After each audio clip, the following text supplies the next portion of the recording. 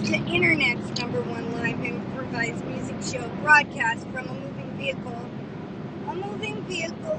Hello, Paul A.T. I just sent you a text message. I don't know if it was completely berserk psychotic because I was doing talk to text. My stomach feels weird. I feel ill. What is going on? I want to believe that it's coming from outside of me and not in. Y'all know what I'm talking about. You know, there are things that begin inside of us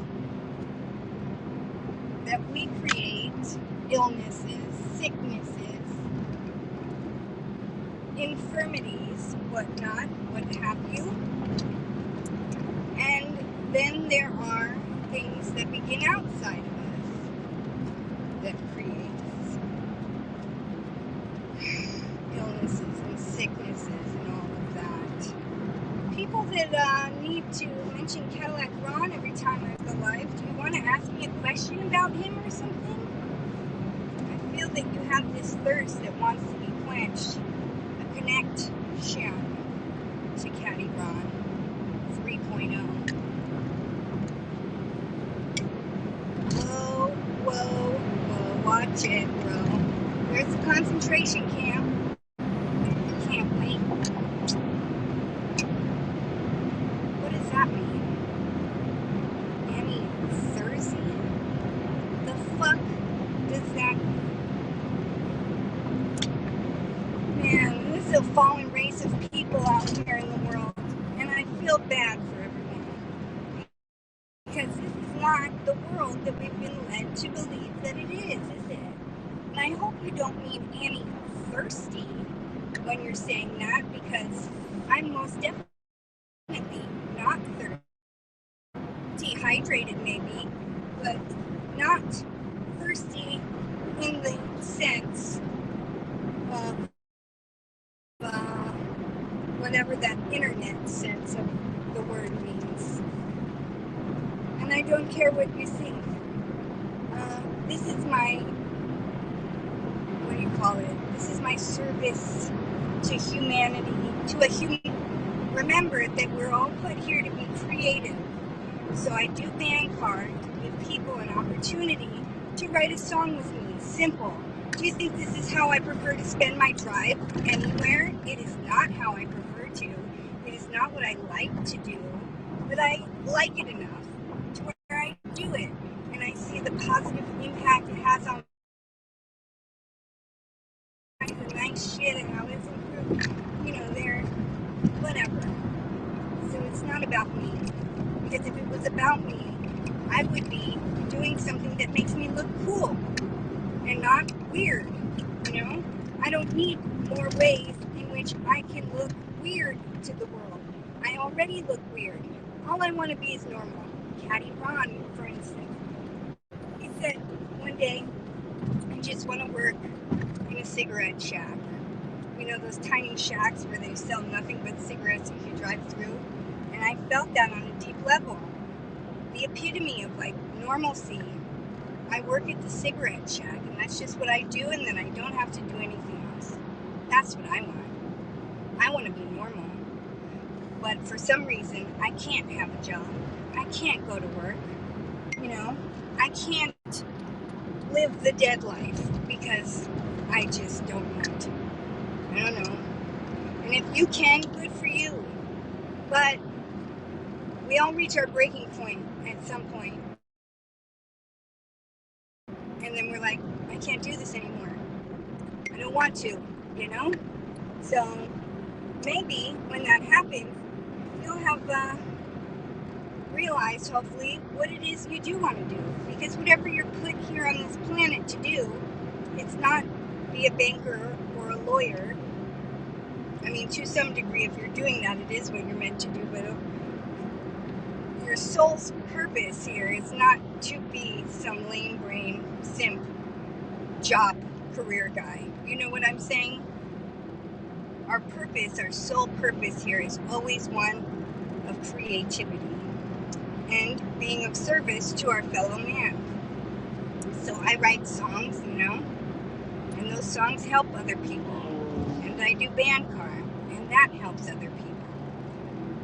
You can deny that if you want, but you're wrong. So, it doesn't really matter. You say what you want. That's my soul's purpose. Your soul's purpose is maybe who knows what. Maybe you're meant to be a writer. Maybe you're meant to be a visual artist. Maybe you're meant to be a poet, which is just another version of being a writer, I guess.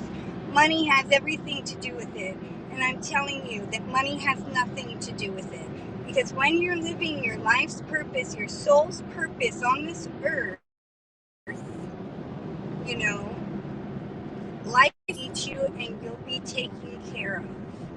And you can need security and want security, but there's no actual security in this life. You could have $1 million and that still wouldn't be enough. For some people, that's not enough. For some people, 10 grand is security. For other people, 10 grand is being poor. It's truly in the eyes of the beholder. It's all a matter of perspective. And so if you want to do something with your life, but it's money that holds you back, let's be real. It's actually fear and being a little bitch, Dean, I hope you don't think I'm talking about you. I just realized I just had a similar conversation with Dean on the phone, but I'm not talking, but maybe I am. I don't know. I wasn't consciously anyway, but fear is a part of it. It's always a part of everything. We all get afraid. As lame as being afraid is, our fear of, I wish I could flip my phone around in time for you to see this, but I won't. So I'm going to speak a bit. Greed, it's not even greed, it's just fear of not having enough, and fear of being shit out of luck. Fear that it's a lack of faith, because when you have faith, like I have faith that no matter what, God's always going to show up for me and pull me out of the fire when I repeatedly get myself embroiled in some bullshit, no matter what. But I know that if I'm on my righteous path of creativity and being of service to my fellow man, there's no way that God's going to be like, fuck you, Annie Hardy, He just won't. He never has before. I've never been rendered a homeless before. Not to say that if you have, God's forgotten about you. It's just like, that's you living in your will and instead of God's will. God's will and our will are two totally different things. Usually our will is what we want right now. That might not be good for us later. And God's will is not necessarily what we want right now, but it's going to be good for us later.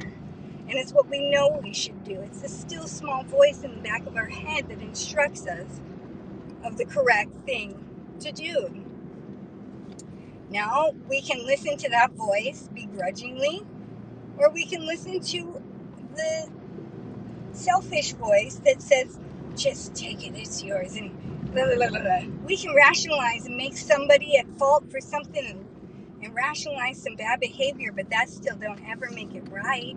No matter what anybody else does, it doesn't make us doing the wrong thing okay or right? And so we got to live God's will, because God's will tells us what's good and what is right and what is just and what is fair. And but there's a lot of godless mofos out there, and they don't have a way to measure what is good and true. They have an ever-changing goalpost. There's a lot of people here, cool hip people too, the kind I hate the most, because I just really do. Fuck, what is this bullshit? Bring on the third wave. I'm ready. I'm ready for the third wave of COVID. So these motherfuckers go back home. Go home. These motherfuckers and this bitch going up the wrong way of the drive. Okay, go ahead. Go ahead and go down the wrong. I'm going to park in the driveway like a narc because there's nowhere to park. So anyway, hope this episode, I realized my iPad was dead as soon as I began. Hope this helps somebody. Remember, what you focus on, it expands and it grows. So go into the world and spread love and not those filthy, dirty, whore butt cheeks. And I'll talk to you later. All right? Snooze. Snooze.